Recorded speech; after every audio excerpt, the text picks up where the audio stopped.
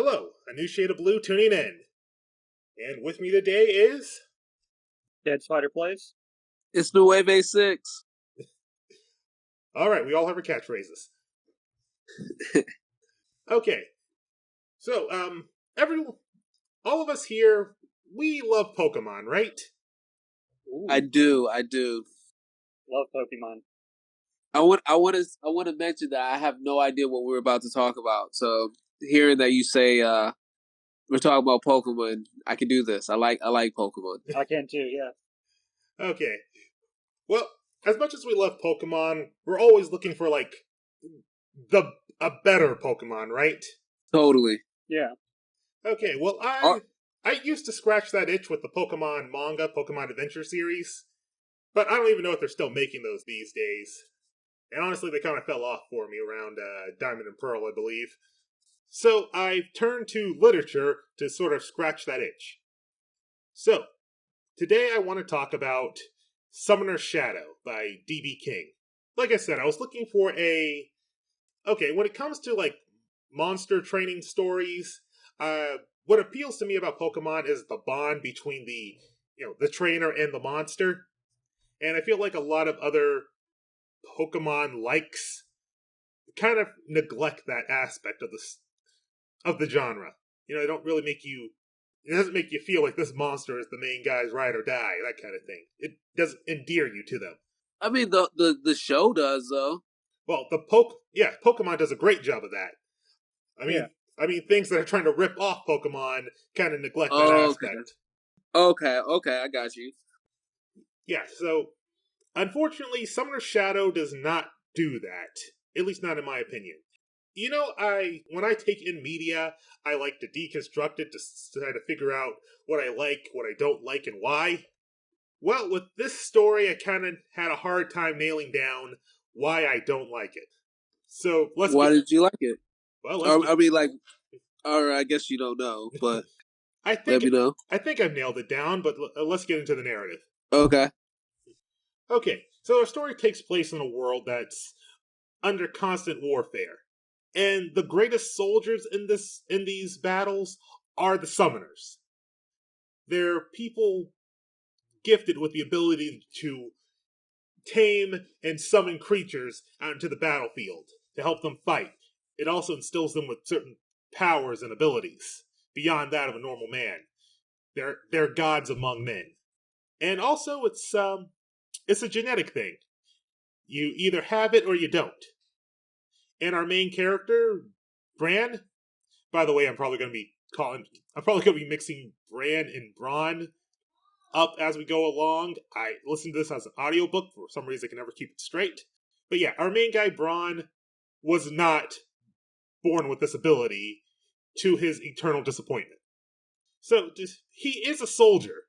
And this is the unique thing that kind of appealed to me at the start of the book. He's an adult. Most of these stories start adolescents, trying to come into their own throughout the adventure. But, Bran knows who he is, he's been through some stuff, and he has the scars to prove it. He's actually a veteran. He fought in one of the more deadly battles of this world recently. Lost some friends in it too. But Bran always wanted to be a summoner, which is not uncommon. Everyone wants to be a summoner. But Bran also has an instinctive love of monsters themselves. To the point where he's taken up an underpaid position as a stable hand just because this particular stable has a monster section. And every now and then he gets to sneak over there and check out what's going on. The night the story starts, there's a 6-foot raptor just chilling out in his pen, and if Bran peeks over a certain fence, he can see that there's a small dragon just snoozing in a corner somewhere. And the small dragon's three times bigger than the raptor. Alright, you see, I can already sense myself losing the thread. Let's stick with this. Let's stick with the important stuff. Definitely. Yeah. Okay, sorry about that. Alright, so go ahead. No, I'm listening. When I say definitely, I'm just kind of going with you. I'm not saying that you're losing the thread, because I've never read the book, so okay. I don't know what's important. I don't know what I need to know. Yeah, me either. Right, okay. Sticking to Bran's story. Okay, so Bran, like I said, he's a veteran from these wars, and during one of the one of the sporadic ceasefires, he needed to find a day job, so he can live. So he got A job? a day job. Oh, okay. Yeah, something that he can just, drop at a moment's notice because he's always expecting another war to break out because another war Makes always sense. breaks out. Uh-huh.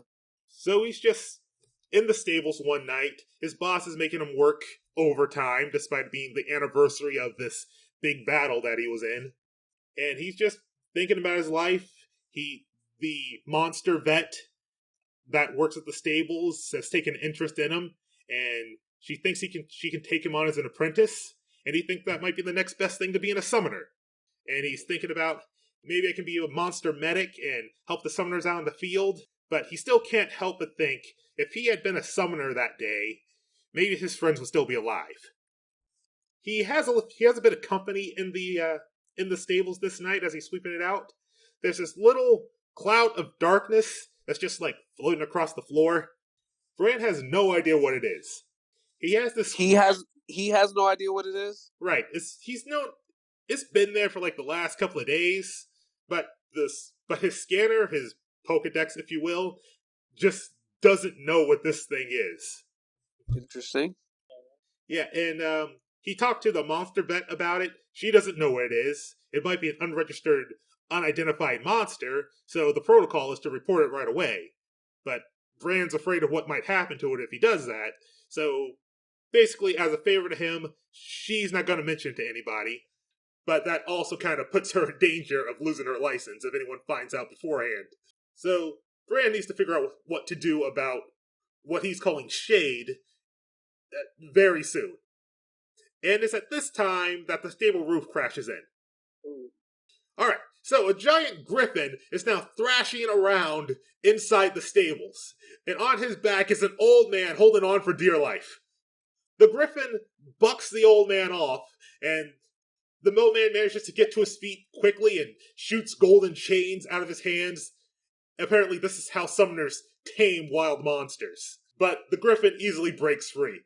So, on instinct, Bran throws himself in the way of the griffin in hopes of giving the old man time to, do something about this situation. And the thing is, Bran knows he's probably going to die. But he's a soldier, he's done this before. Once again, his face is covered in scars from doing something like this before. But instead of being slashed to ribbons as he expected, as soon as the griffin's claws make contact with him, there's this blinding flash of light, and the monster starts to swirl. His body starts to basically swirl into mist, and he starts to disappear. Bran has seen this happen a couple of times with summoners who are summoning and desummoning their monsters. But instead of going into a crystal, it's going into shade. So when the blinding flash finally dissipates, what stands before Bronn and the old man is a small black griffin. Oh, and Bran's Pokedex thing? It can identify it now. It's called an Amalgabeast. Griffin form. So Bran doesn't know what happened. And the old man doesn't know what happened, but he jumps up and claps Bran on the back saying, "Great job! I've never seen anything like that before." And so he did something special, but he don't know what he did. Right. The old man doesn't either. He's scanning Bran and he can't identify what type of summoner he is. There are 6 different kinds. Yeah, so the old man is like, "Wow, I can't identify what kind of summoner you are. Do you have some sort of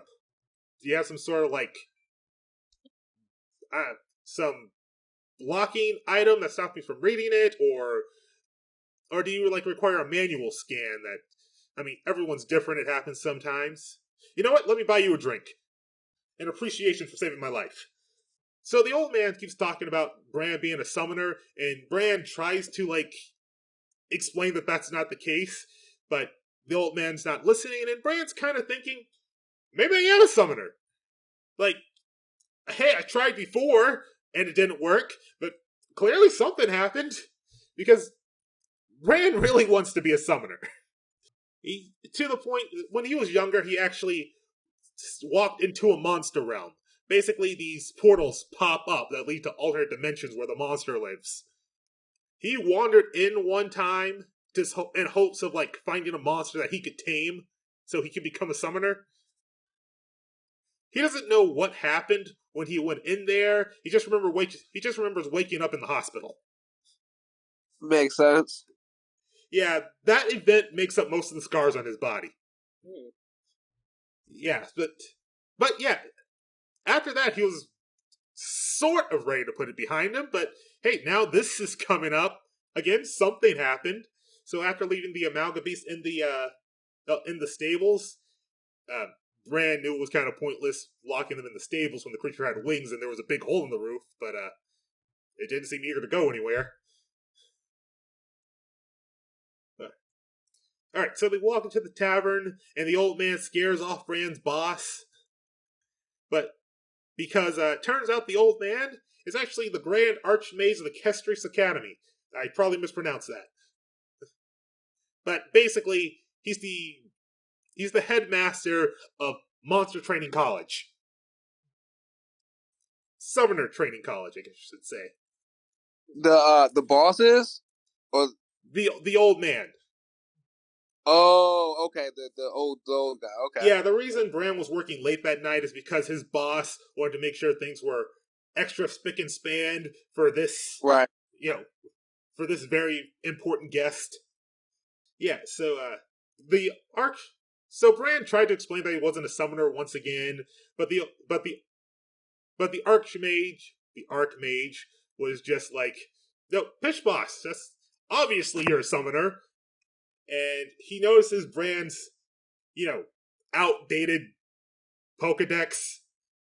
And he pulls out a crystal and hands it to Bran, says, that one's outdated, here, take my spare new one.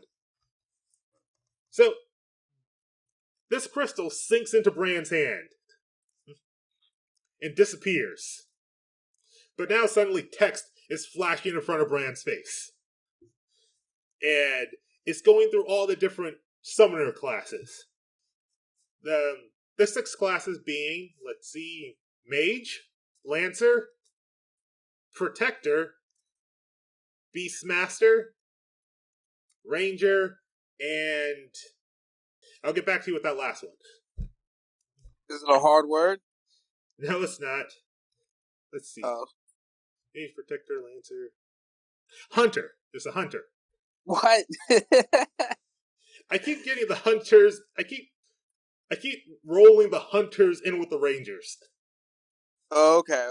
I was just in my mind. I was seeing you like trying to read Hunter and be like, you know what? Not today. I can't get this one. Sorry. Okay.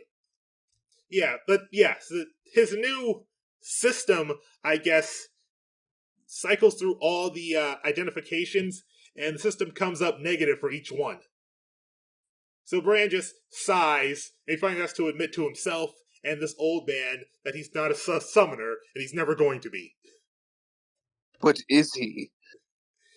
That's what the old man says. He says, basically, it's clearly something is up with you, and also you kind of took my griffin. So we're gonna go to Summoner School. You're coming back to the school with me, and we're both gonna figure this out together. And of course, Bran protests that he can't just up and leave. And then the mage says, I have the authority to order you to come with me, but I prefer if you come of your own accord. So obviously Bran starts backing. That's kind of the interesting thing about the Archmage. The story presents him as kind of two-faced. Like, there are all these moments of him saying, there are all these moments of him switching from kindly grandfather to, serious warrior. The guy who's plotting something behind the mask. But they never really commit to it. Alright, so Bran packs that night. He doesn't have much, honestly, but what he does have, he likes to keep. In his bag, he has the silver star from that big battle he was in where he lost his friends. It's basically like a Purple Heart. He was wounded in action. Basically, by pulling the same stunt he pulled with, the Archmage, jumping in the way of a monster attack. Two of his friends were killed by a Chimera, being ridden by a summoner, and the only reason he and the rest of his squad survived was because another summoner rode in on a dragon. They all would have survived if he knew how to summon. If he wasn't so weak. Yeah, if he had this magical ability that only a few people are born with. Right. He's just not special. His friends deserve to die to have such a weak friend. That is confusing circular logic there. But yeah, that's what he's contemplating right now. If I am a summoner, next time a war breaks out, I can be ready. I can do something. I can save my friends. So the next item he pulls out of his bag is a crystal necklace. It's the only thing he has left of his mother. Basically, the only thing he has left of his entire family. He got that bling bling. Pretty much, like, he never met his dad. He doesn't know who he is or where he went. And he doesn't remember what his mom looks like. It's been that long.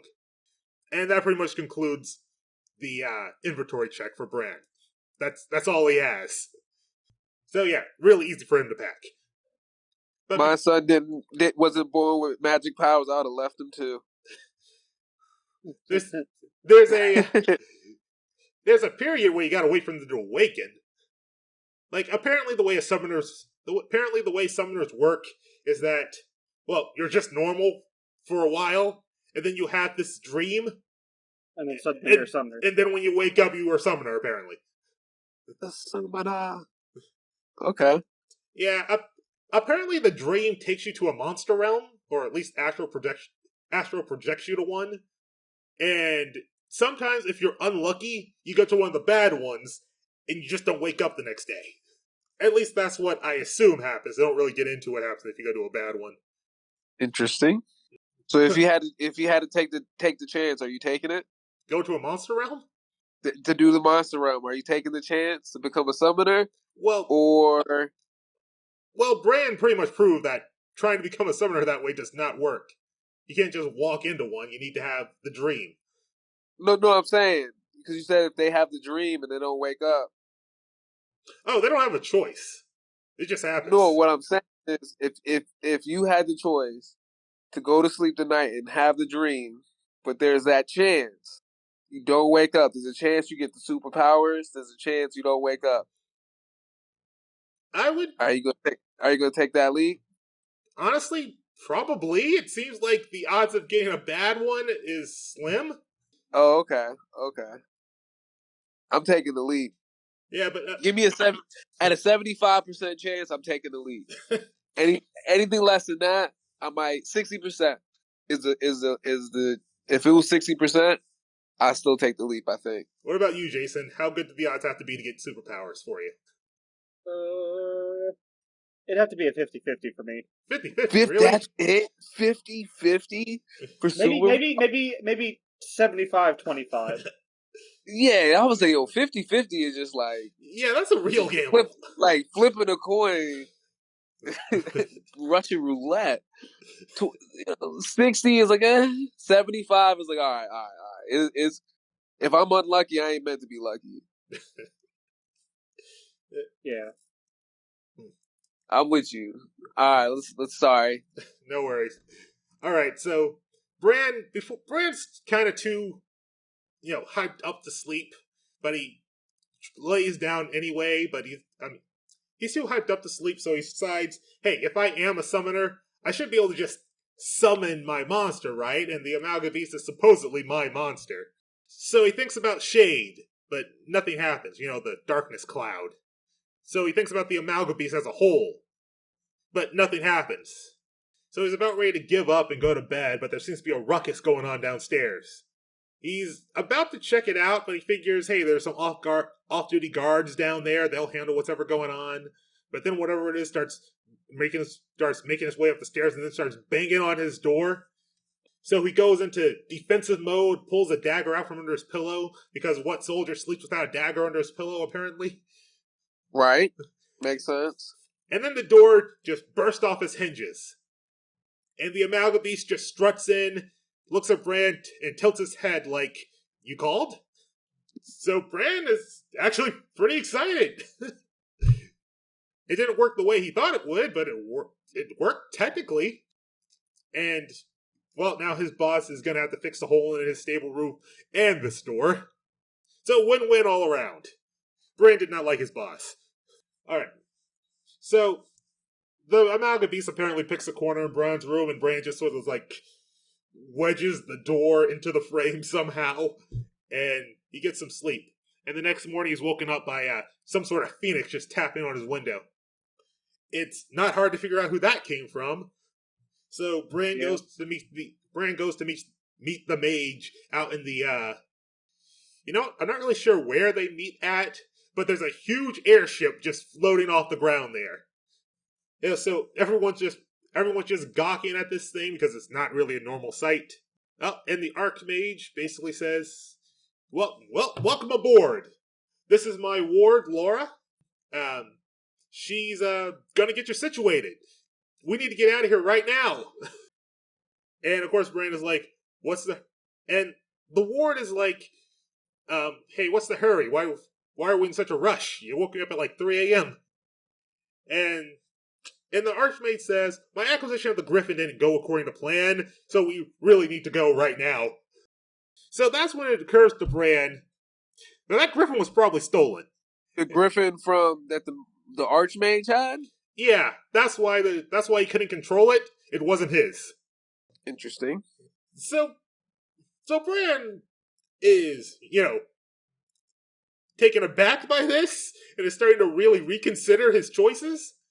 But, he can either start arguing with the man who promised to change his life forever, and also he's thinking back to what the Archmage said the last night, "I can order you if I need to." So Bran's starting to think maybe he didn't have as much of a choice in this as he thought.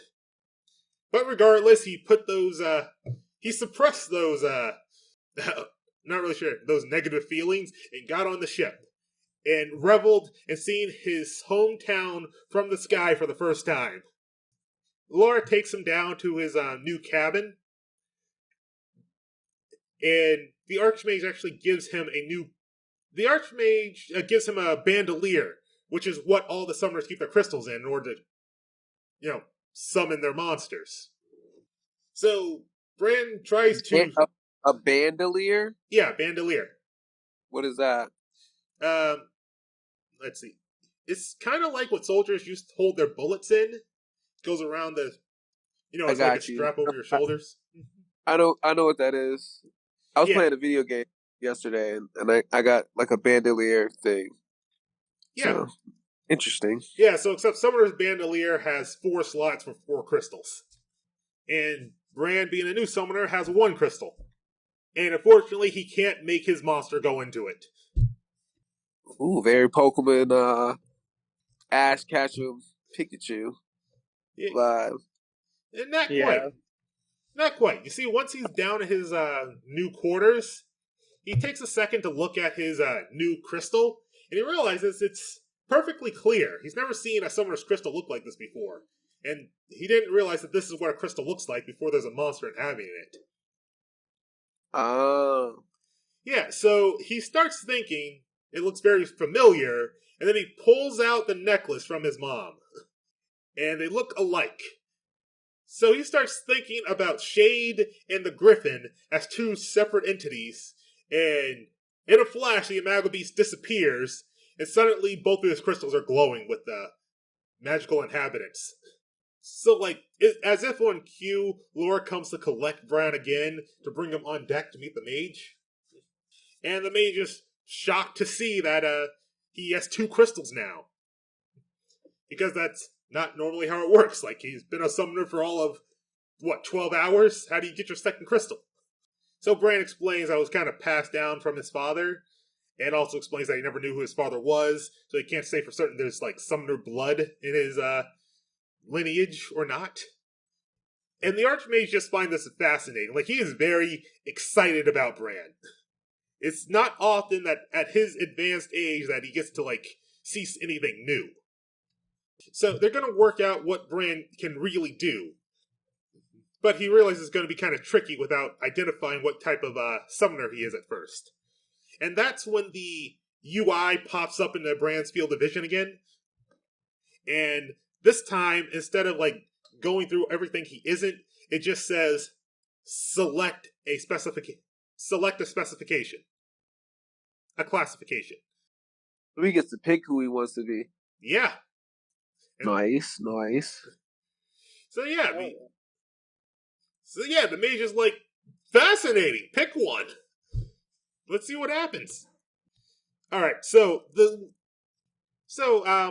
Bran's weapon of choice is a spear. He was a spearman in the army, and he what he really wants to be, if he could choose, is a lancer, which is the same type of summoner that killed his friends. Because he's kind of has this thing about, if I go back to the battlefield, I want to be a lancer so I can fight that guy one-on-one. So he chooses lancer. And apparently that means he can magically ride his griffin now. I don't know why this is magic. I mean, theoretically, if your monster is big enough, you should always be able to ride it, right? Right. Yeah. They don't really get into that much, but Bran does hop onto his griffin, and it's kind of awkward because his griffin is kind of the size of just a large dog. Is it? I know. Sorry, I keep getting back. Isn't Charizard like 5'7"? Yeah. I'm 5'7". How do you fly around? I guess I can fly around my daughter, but I don't think I could fly around a 10-year-old if I had wings. I assume I think the wingspan like makes up for it somehow. Yeah, I always thought that was kind of weird. The wings would have to be like huge compared to your body size. Yeah. To be able to support your weight.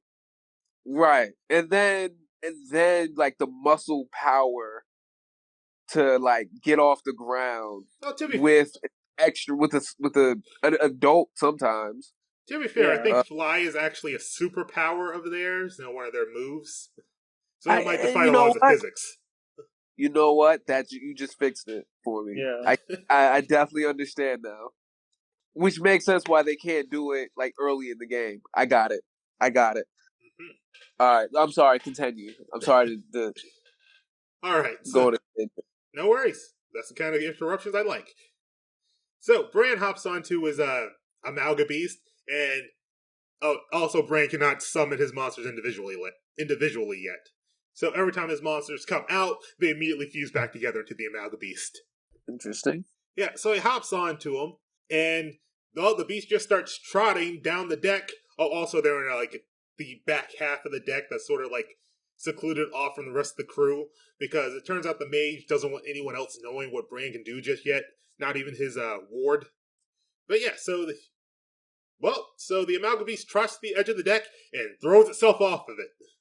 So after a brief, terrifying moment of freefall, eventually Bran is just laughing with glee as he's just flying through the clouds. A moment of joy that is interrupted by a fireball. It turns out the Archmage likes practical examinations, so he wants to test Bran's limits by attacking him. Alright, so at this point, his UI pops up again and tells him all the spells that his monster knows. They're all wind spells. He has Wind Whip, which is Wind Whip comes later, I think. Okay, basically he has a pinpoint air blast and an area of effect air blast. I am not going to list all the spells, I just wanted to mention that. He has 2 at the moment. And he can just psychically tell his monster to shoot. Pew pew! More or less, it's kind of a mini dogfight. Yeah, I mean, if he manages to hit the Phoenix once and the Phoenix falls back, it's not hurt at all, but, got the point across. He can fly his monster. Oh, yeah. Yeah, so they make it back to the deck, and the Archmage is like, excellent work, not bad for your first day. I mean, I don't know much about the Lancer class, but obviously I'm a mage, the best class, by the way, and we can just, use our spells without our monsters being, out. Okay, basically a mage specialty is that they cast spells and they regain their mana faster than all the other classes. And their monster doesn't even need to be out for them to use their abilities. That's dope. Yeah, and once he mentions all this about the mage class, the UI in a bronze field of vision pops up again. And basically says, would you like to select mage class? So it turns out Brand's ability is that he can switch in between the classes, switch army style. That's dope. He didn't even have to have a dream. Yeah. Alright, so throughout the day, they just practice all of Brand's different classifications. Seeing what works and what doesn't. And again, basically the Archmage is just blasting him with magic spells, tackling him, trampling him, poisoning him. Just seeing what he can take. The one that unsettles Brand the most is the Beastmaster class. With Beastmaster, you basically, infuse a monster into yourself. So he took on aspects of the Amalga Beast, like he grew bigger, basically burst out of his shirt and shoes, grew a pair of wings, and then just was filled with so much adrenaline that he dashed to the edge of the ship and threw himself overboard again. Unfortunately, this time, his wings were not strong enough to support his body, which is kind of what we were talking about with Charizard a moment ago. So Brand started falling, but thankfully the Magus Phoenix was able to catch him. It seems like that with Beastmasters, they're basically their monsters' instincts can override the human's common sense. They mentioned that Beastmasters are the rarest classification of summoner, but apparently the asylums are full of them.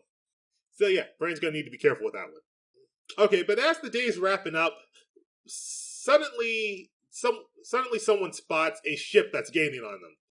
There's this all-black vessel that's just somehow overtaking them at breakneck speed. And the Archmage is like, crud, they found us! So Brand was reminded that, yeah, they're being chased by someone because of a griffin that he stole that is currently in Brand's possession.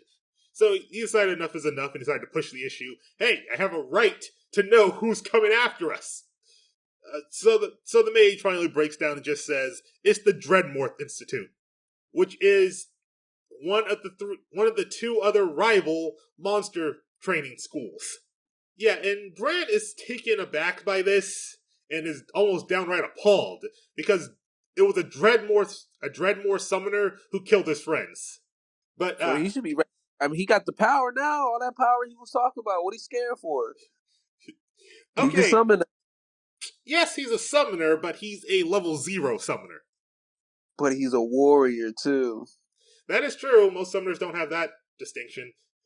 I'm just saying he jumped in front of a griffin. Didn't care about dying. Now he has his moment to start wreaking havoc on the people that killed his friends, and now he want to be scared, and he just got summon power. Well, I didn't say he was scared. I said he was appalled. Okay, cool. I apologize. No worries. But yeah, so the Dreadmorth ship catches up, and the headmaster of Dreadmorth himself steps out onto the deck. Hands behind his back, basically saying, Hey, fellow Archmage, fellow headmaster. What the heck? I invited you to the school as an olive branch, as a sign of solidarity. And then you threw a fireball at my stable and stole one of my griffins. What do you have to say for yourself? Yeah, and the Archmage had the audacity to say, I don't know what you're talking about, that wasn't me. Despite the fact that he did this in the flashiest way possible and was in full view of the watchtowers as he flew towards the border. Yes.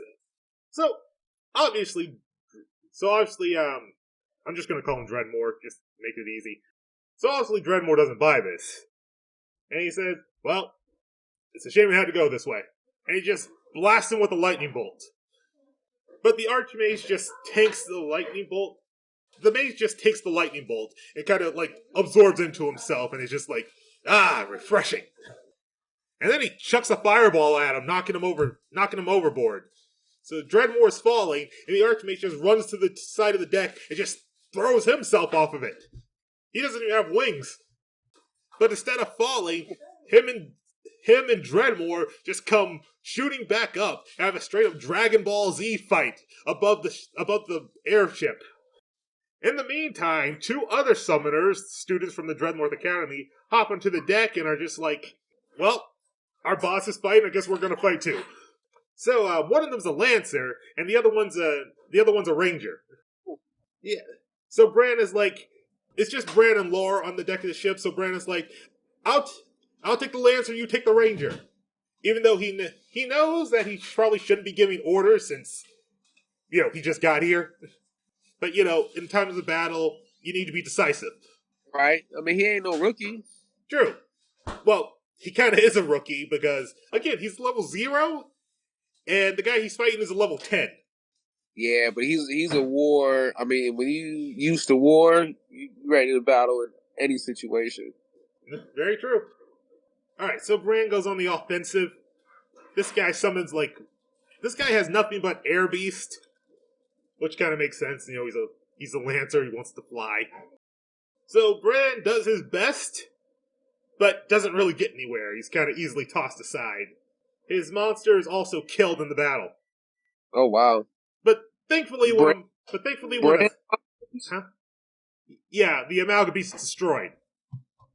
Wow. But thankfully, when a summoner's monster is destroyed, they don't just, they aren't just dead. I don't know why they call it death, honestly. But is it like Pokemon? They go back to the Pokeball, and then they go to the... Yeah, the Amalgam Beast is forcibly sent back to its crystal. But unfortunately, to heal itself from those grievous injuries, it sucks some of Bran's life force out of him. Oh, God. Yeah, so the way to cripple a summoner is usually just to take out their monster. Makes sense. Yeah, so Bran is basically down for the count. But it also looks like the fights with the Headmaster's battle is also over. Apparently, in a draw, I guess Dreadmore figured, this isn't worth it anymore, and just decided to leave. Yeah, so him and his cronies just take off, leaving the others just exhausted on the deck of the ship, but still alive. Yeah, Laura didn't win either. So Bran is basically he's back in that state of, I should be better, I need to be better. If I have to work 10 times harder than any other student at that school, I will be a great summoner as soon as possible. Alright, so after all this, they finally make it to the school. It's actually a pretty nice place. It takes up like an entire mountainside. It's built into the hills, built into the valleys.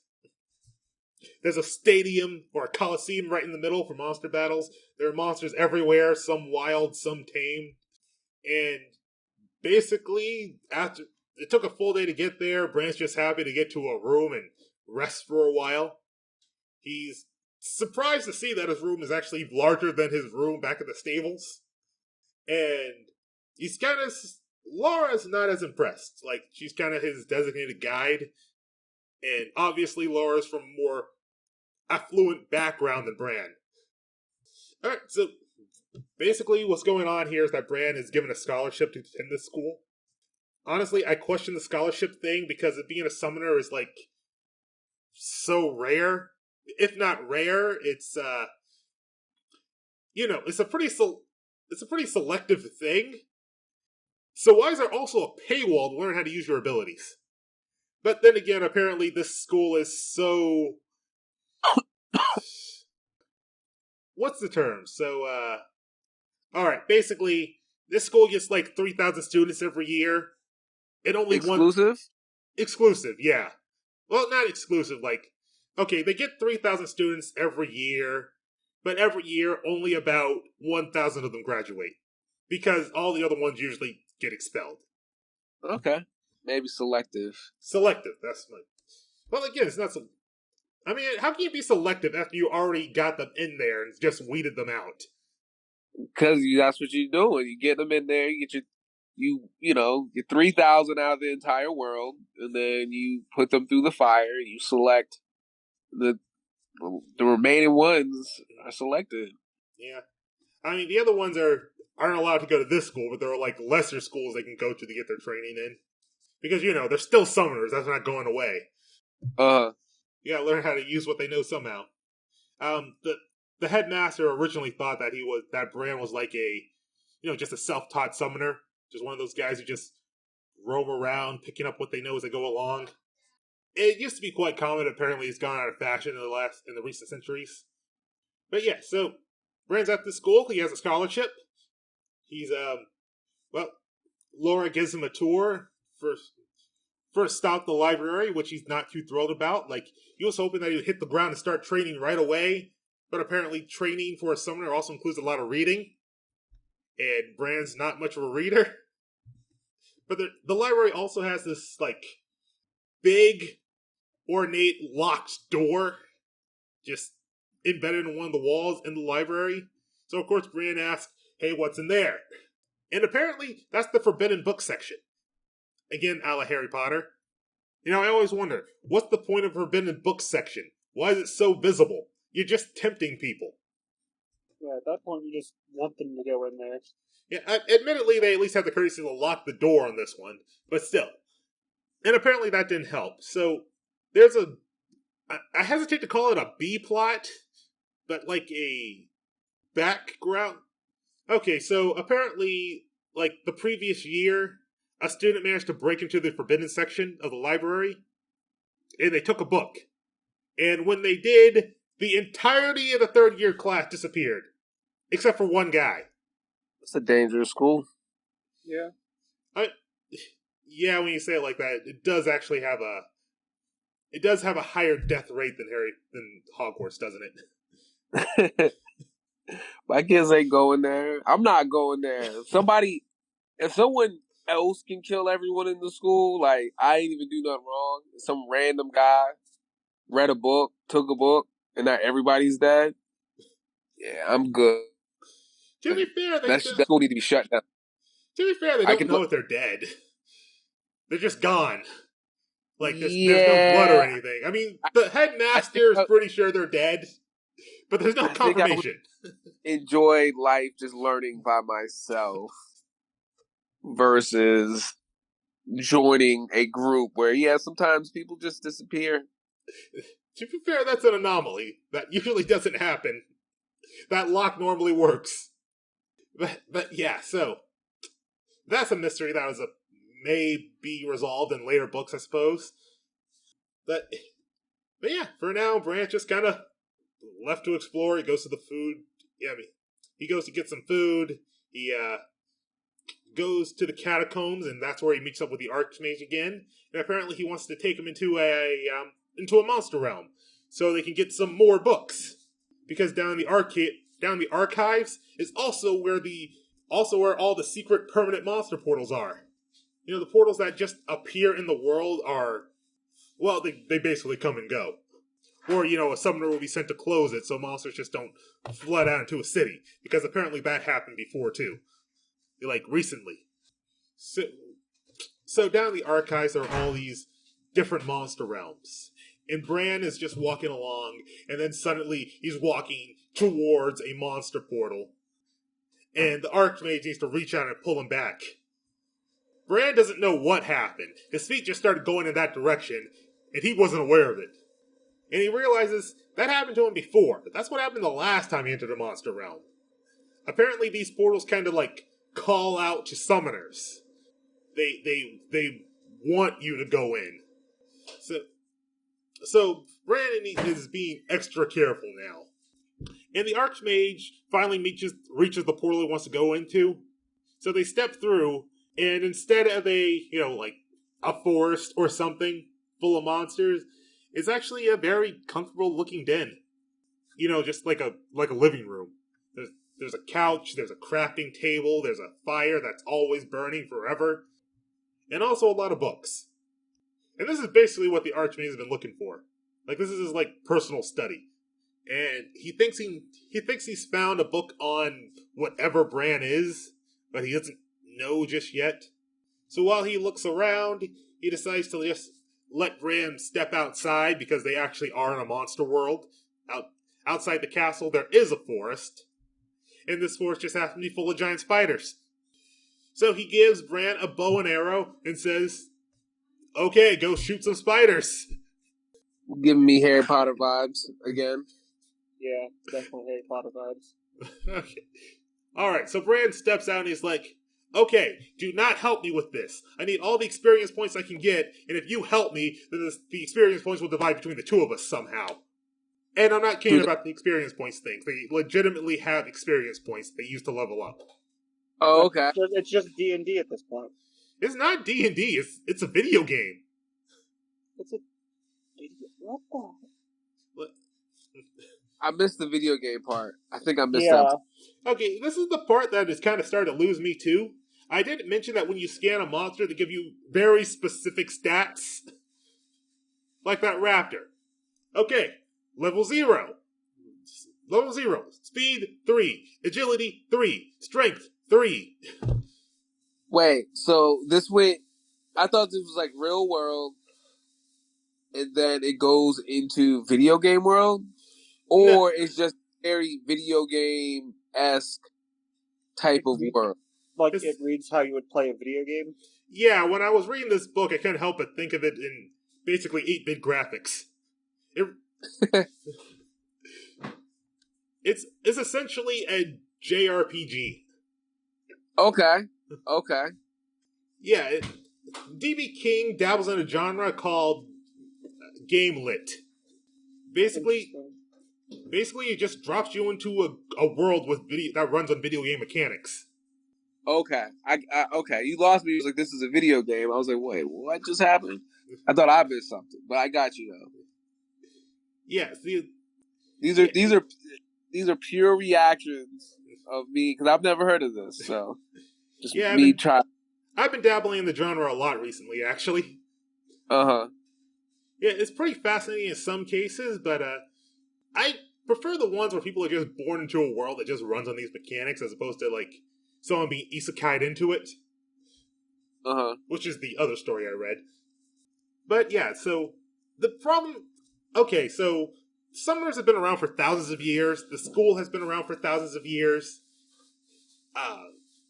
Scholars have been studying monsters for millennia. So I believe that they have a hard science for how all these monsters operate. And how the different classes operate. And how you can gain experience and whatnot. The thing I don't understand is how do you know how... Like, there's stats for, like, items, too. Like, here's a new sword. It has +6 sharpness. Compared to what, exactly? What does +6 mean? It kind of runs into that problem like what's, Scouters in Dragon Ball Z. Where the power levels just get so ridiculous, and also it's just judging someone's potential based on a number makes no sense. I feel you. It's above 9,000. Compared to what? Right. Okay, honestly, nothing much happens from here. So, the middle of the book is essentially Bran training. And it's a grind. I don't mean it's a grind to read. I mean, he's literally just grinding for experience. This is when we get the montage of the book. I wish. Because we go through every single monster he kills. Oh my god. And it's... Oh, you know how... Is it at least, like, adventurous? Or is it like he meets a goblin. He strikes the goblin down. He gains 10 experience points. It's like that. Then he meets another goblin. It's like that, except instead of goblins, it's, okay, spiders, you got a locust, you got a crab, you got a mountain goat. Oh, it's Monster Hunter. I suppose so. I mean, there are like 15 crabs down there. There are a lot of crabs. He said. Yeah, I don't know how the monster ecosystem works. Because they're just summoners walking in, just killing entire populations of these creatures. Yeah, and of course they're... Yeah, Monster Hunter. Yeah, you know what? It's kind of messed up because sometimes they can't, like, loot all the bodies. It's like, it's like when they kill 1,000 buffalo and they take part of one because that's all they can carry. And they just leave the rest to rot. That's what these summoners are doing. Terrible. What makes them monsters anyways? Well, I think they are prone to like aggressive actions. So if you I mean, you're don't be around them. Yeah, you are walking into their territory. You literally came to their world and just started shooting them. Right. Like, Like they were happily killing each other and just being aggressive monsters, and then all of a sudden, some people come in and I guess joined with the killing. I guess. yeah. Okay, what happens next is So that technically, so technically, they're all monsters. Even like the summoners are technically monsters, but they don't call themselves monsters. They just call themselves summoners. I get it. Sure. Okay, so eventually, Bran is introduced to his. Okay, you know how I said Bran wants to be a Lancer more than anything else. So guess what he does for this entire book? Anything else? He shoots a bow and arrow. For some reason, the mage wants him to focus on Ranger first. Like, he doesn't really give a reason why he wants him to start with Ranger. He just does, and then he's going to do Mage. Which is weird that he doesn't just start with Mage, because the Archmage clearly thinks Mage is the best class. And that's what he's good at. But regardless, so for whatever reason, he's going to start off as a Ranger. Oh, I forgot to mention the drawback to Fran's powers to switch between classes. He can only gain experience points for one class at a time. Makes sense. Yeah, it does. But that also means they're going to trade him one class at a time. That doesn't make sense. Yeah, Brand even mentions that he can see how advantageous it's gonna be to be able to like switch between different classifications and use different abilities. Like I can use my hunter specification to like lay some traps down, pin an opponent to the ground, then I can switch to ranger and like shoot him up from a distance. And he never implements that in the book. What's the who's like the big bad? Like what's the point beyond him of possibly getting better? Okay. What's the deal with the book? Does he destroy those people? Okay, like I said, let me speed this up. Alright, so he meets this he gets a tutor, this guy named Amuro. He's a ranger, loves being a ranger, very excited about it. He becomes Bran's ranger tutor. It takes him a while before he's filled in on what Bran actually is. Also, Amuro is the 1/3 year that survived.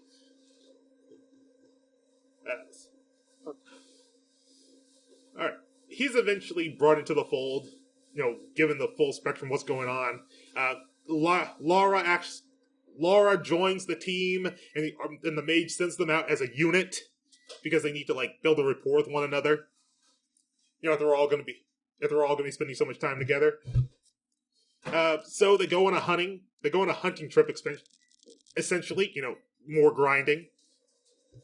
Bran is able to level up his griffin to a stone griffin. And he's able to evolve Shade into a... Oh, yeah. The Archmage found out some information. Apparently, Bran's classification is called a World Breaker. So that's ominous. Right. But he also found this super secret ancient spell that's apparently for World Breakers. And it's called Unjoin. So Bran is able to finally unjoin his griffin from his Shade thing. And but what is the Shade thing? Does anyone know? Not yet. No one knows, but it does evolve into something called a Mageling. He still looks like a cloud, except the cloud with claws and legs now. It's a cloud with claws. He wants Shade to focus on magic spells, and he wants his griffin to focus on, being the tank of the team. So they decide to go on a hunting trip.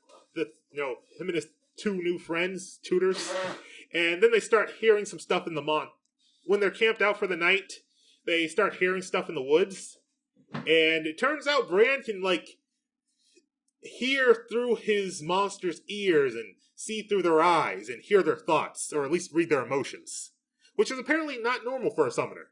So someone's in the woods with them, which shouldn't be possible because no one else from the school is using this specific monster realm. In the dead of night, they start following them, and it turns out whoever they are went back to the school. So it's likely what's ever going on is that they're able to deduce that someone probably made another monster portal that goes to the same monster realm so they can access the school from the inside, from the archives. It's the Dreadmores. Let's just cut to the chase. It's those two people they found on the airship. Uh-huh. Yeah, they're there to steal stuff. Obviously. Yeah, at first they broke into the restricted area of the library, but it turns out that was just a decoy. But their real goal was the headmaster's office in their monster realm. They stole the book about the World Breaker, and they were taken off back to the portal, at least to their school, I suppose. But they stopped briefly to have an argument about their situation because the ranger, she doesn't want to be a thief. She came to the school so she can get powerful and, get glory and respect, not to break into schools and steal books. But the Lancer basically shuts her down and says, hey, you're here to get strong, another war's about to break out, and this is the winning side. So either shut up and come along, or we can end your career right here. And I think that was implying that he was going to kill her. But you can't say for sure because that's when our heroes show up to take him down. And take them down they do. Brian is able to get his rematch against the Lancer, and even though he's basically a level 1 ranger, he was able to win in a lance duel. A polearm duel. Okay, so Bran was equipped with a bag of holding, for his inventory, and in his inventory, he bought a new polearm, a halberd, just because he wants it's the only weapon he knows how to use. So he bought one just to feel comfortable. And it's a good thing he did, because in a spear-to-spear fight, turns out he's on top. He's able to defeat the Lancer and knock him out, and they're able to drag both of them. Well, actually, I think the Ranger gets away, but they're able to drag the Lancer back to the school to interrogate. So they did lose the book, unfortunately, but they know that there's a monster portal in this monster realm that needs to be destroyed, and so the mage decides to send these 3 back out there to take care of it. I feel like he probably should have sent someone else, since he's pretty sure they're on to what Bran's deal is, and they're gonna want him. And that's the thing, that's the big threat for Dreadmore. Dreadmore knows who Bran is, or at least knows what he is, and they're coming for him at some point. So it just seems weird they're gonna throw Bran back into the fire like this. Right. Alright, so on the way up the mountain, they encountered a abominable snowman, basically. And Bran decides that he wants to fight it alone. Get those sweet, sweet experience points. Unfortunately, it's like a level 8 or 9, and again, he's level 1. But the other 2 are right there to back him up if he needs it. But he's able to trick the monster into falling down a chasm.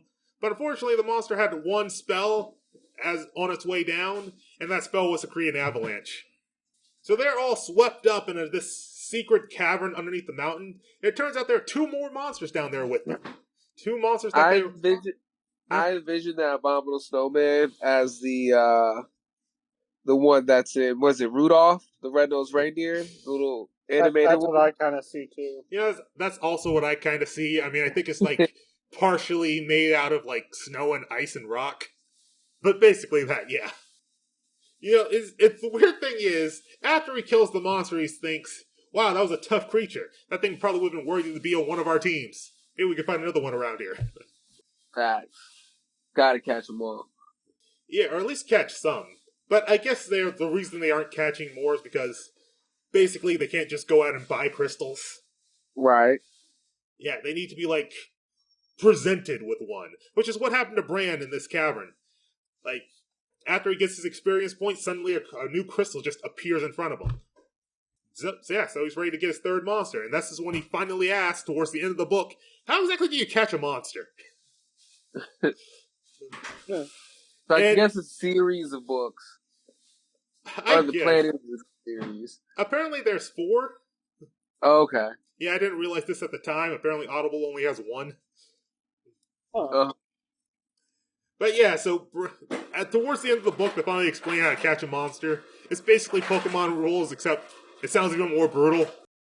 It's described as, okay, you find a monster you want, and then you beat it near death. I wonder, do the monsters die? Well, Like, because I know the monsters they catch don't die. Do the monsters they kill for experience points, do they die, or they just, like, yeah, regenerate? they're dead. Like, they actually eat monster meat while they're camped out in this realm. Oh, God. Apparently, monster crabs tastes pretty good. I was just thinking about that, too. Like, that might actually be kind of good. It's like the monstrosities from the Dark Tower series. Yeah. But yeah, so they managed to okay, in this cavern there's something called the Iron Lynx and the Crocodilus, which is pretty much what it sounds like. There's just this like half plant crocodile creature chasing after this mostly metal cat-like creature. Interesting. And apparently the cat-like creature is losing because it's running scared. It's limping on its hind legs, just trying to get away from this thing, and it's been running for days, if not weeks. Amuro mentioned that he wants to catch one of these creatures to add to his team early on, but they didn't find it. When Bran was close to these creatures, his spider sense activated, and he realized he needed to get the heck out of there. And once again, that's not a joke. He has an actual sixth sense that alerts him to danger. It takes a while for me to realize that's it's not just like a soldier's hyper awareness. It's literally a sixth sense. So, okay, so the Crocodilus turns out it's a pretty tough creature to take down. Like, all 3 of them together are having a hard time bringing this guy down. All 3 of them and their monsters, I mean. And the Lynx is just over there, just trying to slink away. And Bran thinks, maybe I can talk to it. By the way, that was advised against by his 2 tutors. Like, Bran's not comfortable with just beating something near death that he's supposed to be partners with. But they say, hey, if you try to go the friendly approach, it usually doesn't work. But he tried the friendly approach, and he talks to the Lynx. Like, there's a strong connection. He can literally read each other's minds. And what the Lynx ask is, why are you fighting with the humans? So that's a shock for Bran. What do you mean fighting with the humans? Am I not human? So Right. Obviously, he probably isn't. But yeah, so Bran... He's a what? Oh, I think it's more like a world breaker. It's probably closer to monster than human. Right.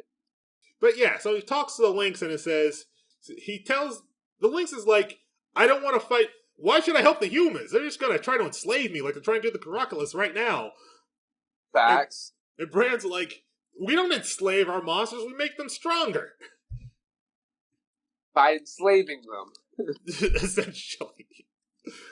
But Bran says, look, join me and find out. Alright, so they work together, they take down the Crocodilus. Alberoll captures it in his 3rd crystal. And the Iron Lynx agrees to join Bran. And you know that whole thing about them making monsters stronger? The Iron Lynx lost a bunch of levels. Apparently, when you capture a monster, their level averages out to whatever the levels of your other monsters are. That's big video game logic. Because when you like fight a boss, and he's like the hardest boss ever, and then he joins your team, and you're like, yo, what? Now he's weak as shit. Yeah, actually that happened to a recent game I'm playing, Monster Crown. Like, you're just allowed to capture, like, level 30 monsters at the start of the game. I kind of wish they did have that averaging out mechanic. I feel like I'm cheating whenever I use those. But I always keep one on my team because, insurance. That's why they went with the like the Pokemon has the whole like if you don't have enough badges, then they don't work as well. Yeah, they have that system too, except it's more like a level cap. You need more badges to go to higher levels. Or you can just get a monster that's already that high level. Right. But yeah, so the Iron Lynx is now a Bronze Lynx. So, and also apparently it lost its levels of intelligence because it's weaker now. So it doesn't have that strong mental link anymore. So, but... So he could have just not caught it, let it join the party, and you would have had a super strong Lynx. Yeah, but they really skimmed over that in the whole... despite being at a monster training school, they don't spend a lot of time training their monsters. Or in a class. They're just out here killing things. All day, every day. But yeah, so now that side quest is out of the way, they can finally get back on their time-sensitive mission of destroying this monster portal. Alright, so they get to the portal, and Laura pulls out this amulet that was given to her by the mage, and apparently they're supposed to use it to destroy the portal. And he says Bran should do the honors, because, it's his fear sense that led them to it. He's been sensing the portal all day. For some reason, he has, pinpoint radar for it. So he takes the amulet, and then suddenly he's astro projects into the portal. And a glowing sword manifests into his hands. He's able to cut the cable linking the portal to whatever other destination it was supposed to be going to.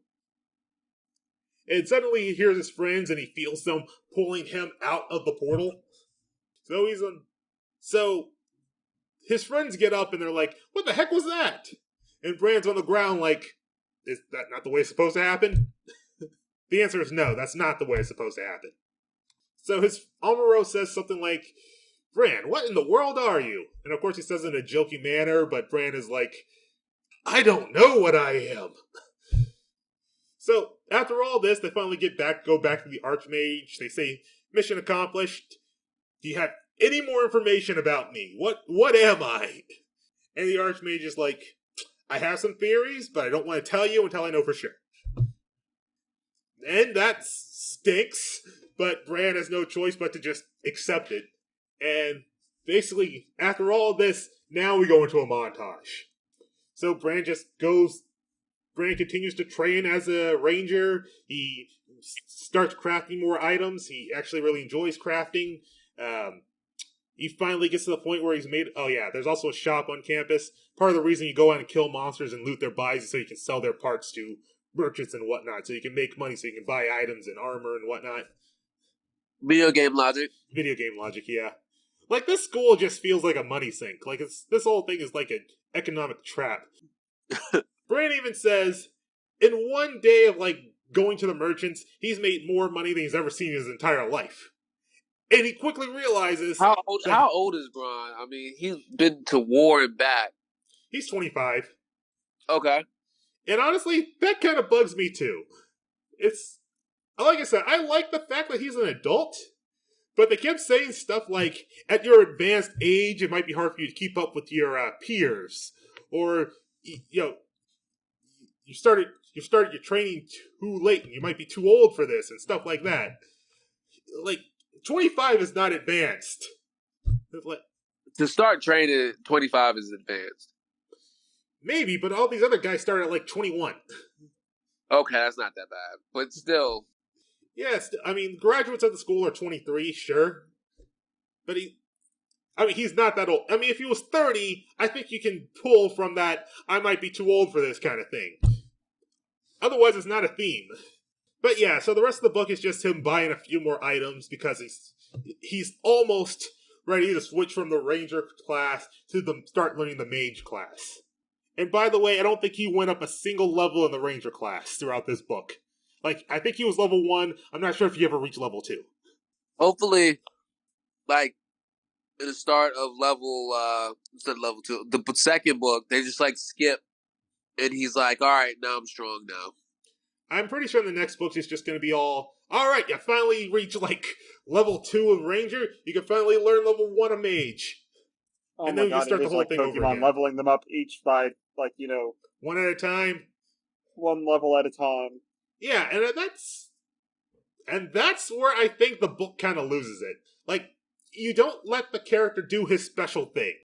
he should be switching between the classes all the time, trying to put them together, sacrificing power for versatility. Because clearly that's what Rand wants to do. Like, when Amuro mentions that most rangers need to specialize in a specific section, like, you can be a marksman, which specializes in, like, one-hit kills, or you can be I think it's called an engineer, and specialize in, like, area effect spells. Or you can be something in between, which, like, has the best of both worlds.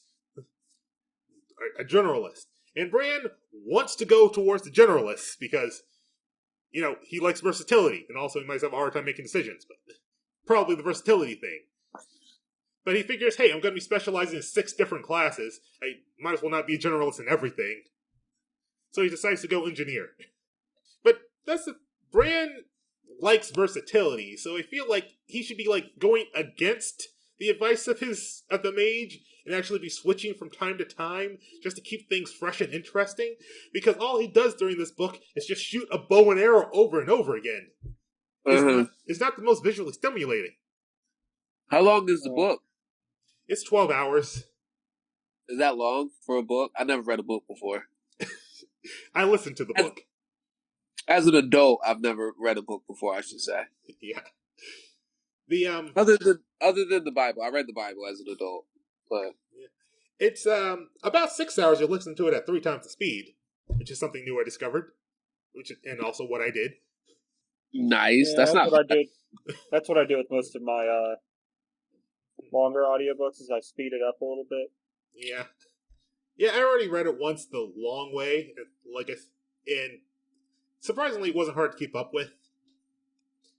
This same book, you read it once before? Yeah. I just read it a second time so I'd be ready for this conversation. Huh. Very interesting. I'm surprised you didn't just go with book number 2. But I guess that was the only one on Audible, so now... if I want to continue the series, I'm actually going to have to read it now. Yeah. And I'm not sure I want to do that. And that's why I'm more of I'm not a book guy. Because it takes a long time to do a book. Like, to sit down and read a book. Yeah. Well, that's why I listen to it. But yeah, that gets to the point. But yeah. Listening to it is easy because you're just, like, chilling whenever you listen to it. Yeah. But I think the second time around, I finally figured out what my problem with this book actually is. What is that? There's not a lot of substance to any of this. Like, it didn't sound like it. Like, okay. Amuro's friends, Braun's friends, Amuro and Laura, okay, they kind of have, like, this little rivalry going on. At least that's what it sounds like. Like, I don't know, maybe rangers and mages have this thing with each other because, like, mages always get, like, all the glory, while rangers are over here, like, discovering new monster realms and new monster species, and no one knows they exist. But it never goes into it. Like, they're a perfect team as soon as they meet. It's all very polite and cordial, which is fine for when you're meeting people in, like, real life. That's probably how adults who are put together would engage, but it's not interesting for the story. There's no real conflict. All of these grind sessions, when they go out into the wilderness, like, there's always a more powerful summoner backing Braun up, so he's in no real danger. None of these battles feel like they mean anything, because there are no stakes. I feel like they try to make the book like an episode, but it's a book, so that doesn't work.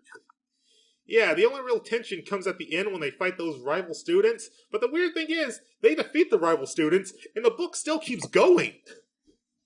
Well, I mean, because there's multiple books. You just can't be like, end, and then write 3 more books. Well, but you think after the climax, you think the climax would be when they fight their rivals and defeat them, and then it would just be falling action? But then, in this book, they defeat the rivals, and then they go on a quest to destroy the portal, where they fight and capture more monsters, and then they destroy the portal. I think destroying the portal sounds like it could be it. Yeah, but it only lasted a page. Oh, interesting. Yeah, it's like, it just feels like the book should have, like, ended over here, but instead it just kept going. So that's why they'll probably do a huge jump on the next book. Because they're like, all right, we're going to wrap this book up. Because you really, in your mind, you're like, I don't know where they're going to go with this next book at all. Like, they didn't cliffhang it. They just kind of like, all right, everything's wrapped up. So the next book, he'll probably be level 10. He'll probably be seasoned. He'll probably be 27. Well, actually, 28. I read the synopsis for the next book, and it's literally he just starts his mage training. So he's back to level 0. We're just doing this over again. Okay, yeah. But that's what I'm saying. He's done with Lancer. Like, the first book, you can name Lance. Ranger. Or Ranger. Second book, Mage. You know what I'm saying? Yeah. That would make sense. True. The other thing is that Bran isn't really that interesting protagonist. Like, he has potential, but he doesn't have, like, flaws that get him in trouble. Yeah, like I was saying, he likes versatility. He wants to mix and match all of his different abilities. But the Archmage told him not to, so he just doesn't. Which, yeah, respect the guy who took you under his wing, but, again, there should be something there should be a conflict there. Bran has no real conflict. He doesn't rub up against anything.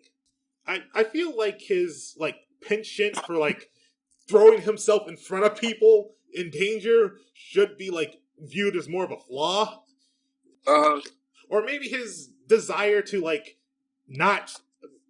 like I mentioned, he likes versatility. He likes to generalize. Maybe he has trouble making this. Maybe he's indecisive. He has trouble making decisions. He wants everything. Just something that will make things harder for him and give him something to overcome. He's a world breaker. He deserves everything. Except for his dead friends. Yeah. A horrible way to put it, but I guess. Alright. Oh, if he would have had his world breaking powers then, he'd still have his friends. I think technically he did. He just didn't know. Right, that's what I'm saying. Yeah. Oh, the monsters are also an issue I had. Like I said, the thing I love about Pokemon is the bond you get between the Pokemon and the trainer. I didn't really feel that here. The monsters aren't really characters. I mean, they give... Okay, there's actually, like, a characteristic stat. Like a nature stat for Pokemon. Like, Shade is friendly. The Griffin is aggressive. But that's all we get. We don't really see much of those attributes. Like, the most we get out of Shade is that he will float towards something and then tilt to the side like he's tilting his head. If you could pick a main character from a show, what main character would this main character remind you of? One of the background soldiers who live in Attack on Titan? Well, a background soldier, not even a main soldier. Wow. Like I said, it's just... Bran is just very... blah. Do as you're told, soldier. Yes, sir. Thank you, sir. That's pretty much it, yeah. I mean, even when he gets mad at the mage, he quickly cools his tempers because he's an adult, and adults don't complicate their lives. Which is not true. It's like, this is the problem with a protagonist that's too polite. You don't really get any interesting interactions out of them. Right. You said adults don't complicate their lives? At least according to this book. Like, this book is a good example of why you don't use adults in your fantasy stories. Yeah, that sounds pretty lame. Unless the adults are the bad guys. Of course. Adults are always the bad guys. So, like, look, can we be the good guys? Can we have a story where, like, the kids are the bad guys and we just want them to stop being bad? Can we get one? Children of the Corn? That's a good call. That makes sense. I admit, there was this, I told you about this story called Arlo Finch. And I remember that there's this thing called the Wonder, kind of like the Mist in Percy Jackson. Except anyone can see it, kind of. It's just... Okay, so when you're a kid in Scouts, it's easy to see, easy to find. But as you get older, it's like your mind starts forgetting, and eventually it fades away.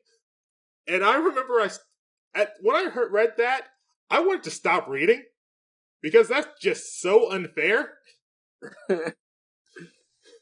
It's like I guess it's just like a personal. It's a personal thing with me. I want to hang on to my wonder as tightly as possible. I want to continue being amazed by the world well into old age. That's commendable. I feel you on that. And when the best way for me is to have kids and then let their wonder be your joy. Yeah, I get that with me sometimes. Yeah, like, you stupid little kid. You just don't know, do you? You get to just enjoy their stupidity. I mean, like the other day, not the other day, all the time, I should say, is, Amaya's asking me, what is, I don't know, simplest questions. Yeah. She basically asked me, are superpowers real, the other day?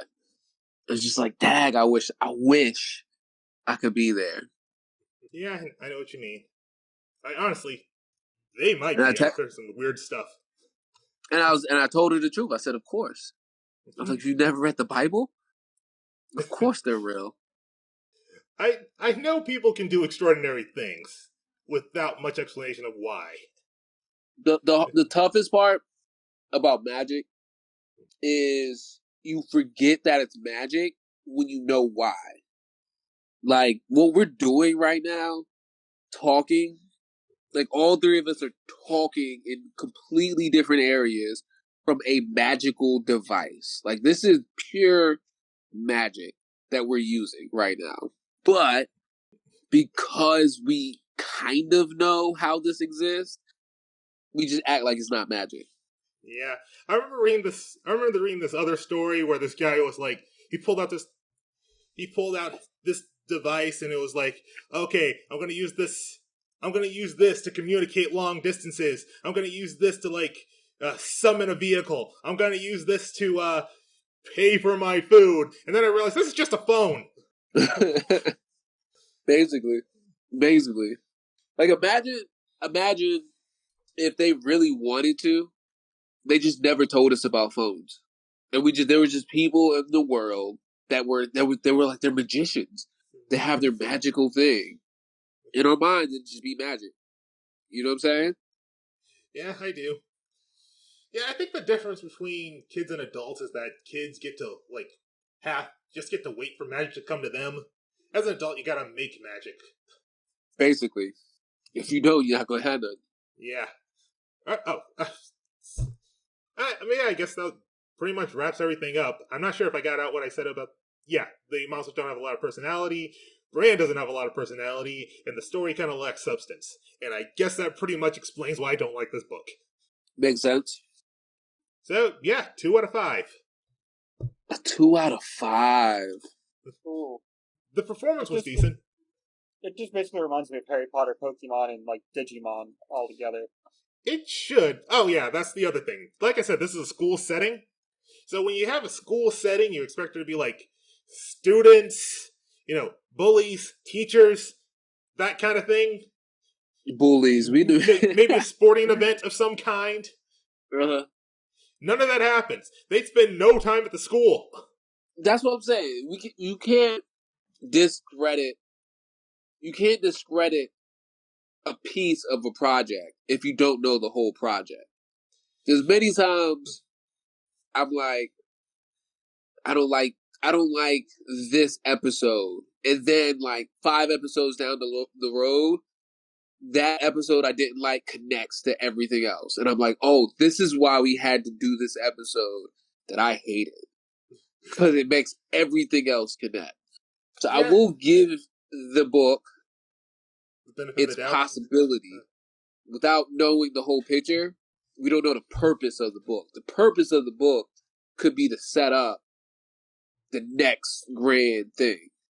That is very true, and I probably will get around to the other book at some point. Hopefully, if it's not Audible, I'll get an ebook of some kind. I'm not sure there is a physical copy out there. Just to sate my morbid curiosity. Yeah. It's got to be Audible for me. Yeah. Mm-hmm. Still, though, the first book shouldn't be the weakest one. I agree. Your first book got to be maybe not the strongest, but in your mind when you're making that book, you got to be like, this has got to be the strongest book. Now, if you get better, you get better. Yeah. But I definitely shouldn't be. I don't want to put the extra effort into finishing the series. Yeah, I don't even want to know more. It's fine. I'm fine. Yeah, I'm fine with not knowing the rest of the story too, because I feel like it's just going to be leading itself into circles. Right. Oh yeah, Dreadmore never shows up again. By the way,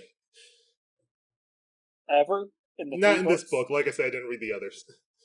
Okay. Yeah, you're just expecting him to show up. An evil monologue or something. Mission statement. Yeah, I have trouble starting a new show just because I know if it's bad, like 4 or 5 episodes in, I'm gonna ride it out. So I could imagine a book, because I think a book would take me like a month and a half to read. I gotta be just on the lack of time, not like my reading ability, but just a lack of time.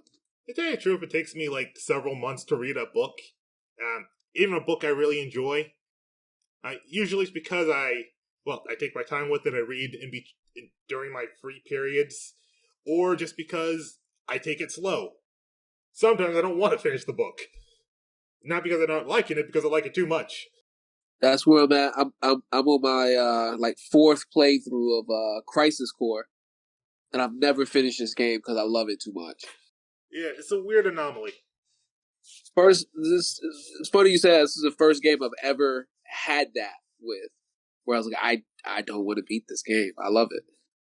Because I used to be like, I have to beat everything I put my hands on, which I'm probably going to play a little bit of before I go night-night. All right. Yeah. Speaking of which, I guess that wraps everything up. Do you guys have anything you'd like to say about the story, or just to sign off? You're all right. It was a weak imitation of Pokemon there. So All yeah, right. it was interesting, but just he needs to probably reevaluate things before he publishes it. He actually has a lot of other books. I felt like, I don't know if it's just from how it was told, but I felt like it didn't have any. The book didn't have a purpose. Like, the purpose was, I guess, to level up the character. Yeah. Which isn't really a real purpose unless you're playing a game, and leveling up the character matters to the reader in some way. I didn't really get that. Like, why are we're just leveling up to level up? It's fine, but even when you play a video game, you don't level up to level up. The fun part about leveling up is I need to beat this next boss. Yeah, I need to. Yeah, the thing is, they actually had a great setup for it. Like, in order to progress to the next grade level, or to stay in the school, Bran needs to pass the final exams. So at first I thought, okay, so Bran's gonna train up, and then the climax of the story is gonna be at the final exams, where he's gonna need to prove what he deserves to be here. But nope, the final exams never happen. You get it in the next book. I keep telling you that. But why isn't it in this book? How long do you say the book was? How many pages? It was 12 hours. But how many pages? Oh, I guess you did read the book. Yeah, I listened to it. Okay. Yeah, it wouldn't surprise me if the final exams come in like the end of the 5th book. Give me an estimate of what 12 hours a 12-hour book would be. I don't know, 240 pages maybe? 240 pages? Maybe. Ain't no way. 140 pages. I don't know. 240 pages doesn't seem like a lot to me. Well, there are 465 pages. Oh, how'd you pull that up? I just looked up Summoner Shadow 1 page count, 465. Oh, thank you. Okay. 465, apparently. So it's like maybe the size of a Harry Potter book, like the middle 3 Harry Potter books. I wonder how many pages is the average Goosebump book? I just, as a non-reader, I'm just trying to get a perspective. Goosebumps are around 100 to like 115, 120. Okay, yeah, I used to read those fairly quick, 2-3 days. Mm-hmm. Makes sense. Yeah. To be They're fair, I not think the too... text was also bigger in those books. Yeah. That too. Maybe Interesting. I'll find a synopsis or something. But yeah, D.B. King actually has a lot of other books as well. Maybe this just wasn't his genre. I wonder how much you not enjoying the book reflected in what you told us about the book. Yeah, I did skim over a few things I didn't think were too important. I mean, I You guess can't do that. well, like I said, it was mostly grinding. Like the only people he meets is the guy who runs the item shop in this one McGonagall-like lady. But they only get one scene each, and then they're never seen again in the story. And that one thing you told me, it was a brigand. Huh? It was like the thing that they wear is a brigadier, a brigand, A bandolier. a bandolier. Okay, it's that's like a sash, right? Yeah. There's a Yeah, cuff chest, like a Boy Scout sash, basically. Yeah, exactly like that. Except this has slots for crystals. I've never heard of a bandolier before. It's a dope word. It is. Yeah. But yeah, okay. The one thing I didn't mention is that Laura is actually the daughter of Dreadmore. Huh. Apparently, at some point, she rebelled and decided to join the good school, I guess. It's not explained why, because of course it isn't. But yeah, okay, that can be saved for later books. I mean, her book is coming up, so they'll probably go into detail about how she became, her dad's arch enemy's ward. Yeah. Okay, I skipped the part that Dreadmore is doing experimentations on monsters. Like, the reason that Griffin was so aggro is because it doesn't trust humans anymore after everything Dreadmore put it through. That sounds important. Kind of, but it's kind of thrown out the window because I explained how they treat monsters in the wild. So it's kind of, it's contradictory. Right. It's like, depending on whose team you're on, doesn't matter or not. Yeah, it's kind of, it's just weird for them to say, hey, monsters are great, we love our monsters, also kill on sight. Right. Yeah, so it's kind of hard to tell where they really stand. They always do that, too. Yeah, but at least Pokemon, like, it kind of goes out of its way to let you know that the monsters like this. Oh, yeah. What they always do is, in movies and shows, it's generally about the perspective of the main character and how they feel about a situation versus, like, if it makes sense or not, if it's right or wrong, if what they do matters. Mm-hmm. Like, you know what I'm saying? Like, are they also wrong? Of course, in some they tried to address that too, but in most cases, they set you up to where the main character is amazing and does no wrong, and there's this bad guy that's not really that bad sometimes. Yeah, well, he's not that bad because he's never around. I was really waiting for that twist where the Archmage would turn out to be the bad guy the whole time. Usually the Archmage is. Yeah, you got it. That definitely. Listen. That's a final book. That's a third book type of reveal. This guy that's been our friend the whole time is now the bad guy. It is the reason why we need a fourth and final book, because everything just turned upside down on us. They can't let you know this in the first book. I guess maybe the first book would have turned around for him if there was some sort of pivotal twist. Like, I think they tried to imply that the twist was that he might not be human. But I kind of figured that when they called him the World Breaker. I don't know.